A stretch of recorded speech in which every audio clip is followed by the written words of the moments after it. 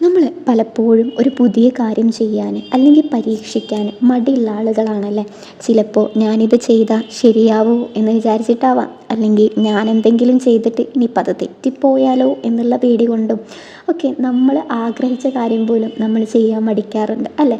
നമ്മൾ എപ്പോഴും കംഫർട്ട് സോണിൽ നിൽക്കാൻ ആഗ്രഹിക്കുന്ന അല്ലെങ്കിൽ താല്പര്യപ്പെടുന്ന ആൾക്കാരാണ്.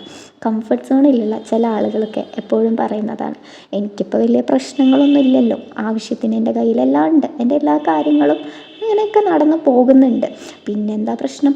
പക്ഷേ നമ്മൾ കുറേ കാലം ഈ കംഫർട്ട് സോണിലിരുന്നുള്ള ഒരു പ്രശ്നം എന്താണെന്നറിയാം, നമുക്കൊരിക്കലും യഥാർത്ഥത്തിലുള്ള വളർച്ച ഉണ്ടാകില്ല എന്നുള്ളതാണ്. നമ്മൾ ഒരു ഫ്ലോയിലൊക്കെ അങ്ങനെ പോകുന്നുണ്ടാവാം, പക്ഷേ ആക്ച്വൽ ഗ്രോത്ത് നടക്കൂല എന്നുള്ളതാണ്. ഫോർ എക്സാമ്പിൾ, ഇപ്പം ഒരു അക്വേറിയത്തിൽ ഒരു മീനുണ്ട്. ആ മീനെ സംബന്ധിച്ചിടത്തോളം അതിന് വേണ്ട വെള്ളവും ഫുഡും ഒക്കെ അവിടെ ഉണ്ട്. അപ്പം അതിന് വലിയ കുഴപ്പമൊന്നുമില്ല, അതൊരു കംഫർട്ട് സോണിലാണുള്ളത്. പക്ഷേ വൺസ് ആ മീനൊരു ഡിസിഷൻ എടുക്കുകയാണ്, എനിക്കിവിടെ നിന്നാൽ പോരാ, എനിക്ക് കുറച്ചും കൂടെ എക്സ്പ്ലോർ ചെയ്യണം എന്ന് പറഞ്ഞിട്ട് ആ മീൻ ആ അക്വേറിയത്തിൽ നിന്ന് എടുത്ത് ചാടുകയാണ്. അപ്പം ആ മീനിനെ സംബന്ധിച്ചിടത്തോളം ഒബ്വിയസ്ലി അതൊരുപാട് ചലഞ്ചസിലൂടെ, ഒരുപാട് ഡിഫിക്കൽട്ടീസിലൂടെ, പെയിനിലൂടെ ഒക്കെ കടന്നു പോകും. പക്ഷേ വൺസ് ആ ഒരു ആക്ഷൻ ആ മീൻ എടുത്ത് കഴിയുമ്പോൾ അതിൻ്റെ മുന്നിലേക്ക് വരാൻ പോകുന്ന ഓപ്പർച്യൂണിറ്റീസ് എന്ന് പറയുന്നത് വാസ്റ്റാണ്. കാരണം അതെത്തിപ്പെടുന്നത് ഒരു കടലിലേക്കാണ്. ആ കടലെന്ന് പറയുന്നത് അത്രയും വിശാലമായിട്ടുള്ള ഓപ്പർച്യൂണിറ്റീസാണ് ആ മീനിനെ സംബന്ധിച്ചിടത്തോളം.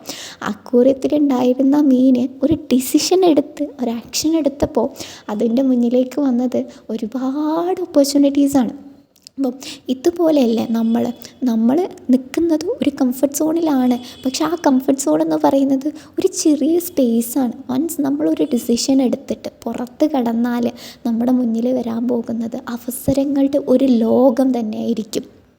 Now how can we break this comfort zone, or എങ്ങനെയാണ് നമുക്ക് ഈ കംഫർട്ട് സോണിൽ നിന്ന് പുറത്ത് കടക്കാൻ പറ്റുക? ഫസ്റ്റ് ഓഫ് ഓൾ നമ്മൾ മനസ്സിലാക്കേണ്ട ഒരു കാര്യം, നമ്മൾ കംഫർട്ട് സോണിൽ നിൽക്കുമ്പോൾ നമ്മൾ സേഫാണ്.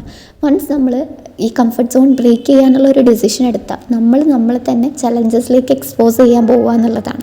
അപ്പോൾ ആദ്യം നമ്മൾ മനസ്സിലാക്കുക, ഞാൻ ഇങ്ങനൊരു ഡിസിഷൻ എടുത്തു, എനിക്ക് എന്തായാലും ചലഞ്ചസ് വരും, ഞാൻ അതിനെ ഫേസ് ചെയ്യാൻ തയ്യാറാണ് എന്നുള്ള ആ ഒരു തോട്ട് നമ്മുടെ മൈൻഡിൽ കൊടുക്കുക എന്നുള്ളതാണ്.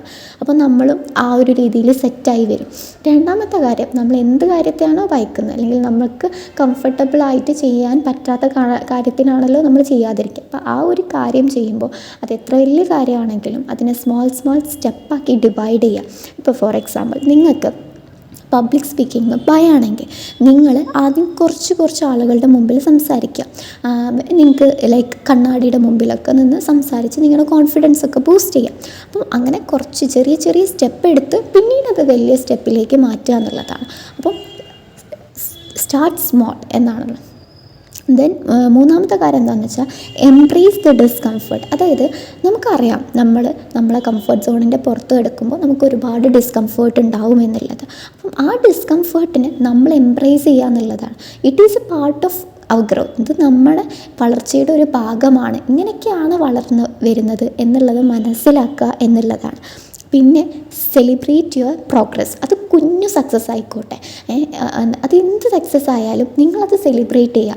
അറ്റ്ലീസ്റ്റ് നിങ്ങൾക്ക് വേണ്ടി നിങ്ങൾ എന്തെങ്കിലുമൊക്കെ വാങ്ങിക്കൊടുക്കുക. അതൊരു കുഞ്ഞു സമ്മാനം ആയിക്കോട്ടെ, ഒരു രൂപയുടെ മിഠായി ആണെങ്കിൽ പോലും അത് നിങ്ങൾക്ക് കൊടുക്കുമ്പോൾ നിങ്ങൾക്ക് തരുന്ന ഒരു ഫീലുണ്ട്. ആ ഒരു ഫീല് നമുക്ക് അനുഭവിക്കുമ്പോൾ ലൈക്ക് ആ ഒരു ചെറിയ ഫീല് മതി നമ്മുടെ കോൺഫിഡൻസ് ബൂസ്റ്റ് ചെയ്യാൻ വേണ്ടിയിട്ട്. നമുക്ക് വീണ്ടും പുതിയ കാര്യങ്ങൾ ട്രൈ ചെയ്യാൻ ഇങ്ങനെ ചെറിയ ഗിഫ്റ്റ് പോലും നമ്മളെ സഹായിക്കും എന്നുള്ളതാണ്. സോ നമ്മളെപ്പോഴും നമ്മൾ അച്ചീവ് ചെയ്തത് ഒരു കുഞ്ഞു കാര്യമാണെങ്കിൽ പോലും അത് നമ്മൾ അക്നോളേജ് ചെയ്യുക, അതിനെ നമ്മൾ അപ്രിഷ്യേറ്റ് ചെയ്യുക എന്നുള്ളതാണ്. ബാക്കിയുള്ളവർ ചിലപ്പോൾ നമ്മൾ അപ്രിഷ്യേറ്റ് ചെയ്യണം എന്നില്ല, പക്ഷേ നമ്മൾ അപ്രിഷ്യേറ്റ് ചെയ്യുക, അവിടെയാണ് ശരിക്കും സക്സസ്.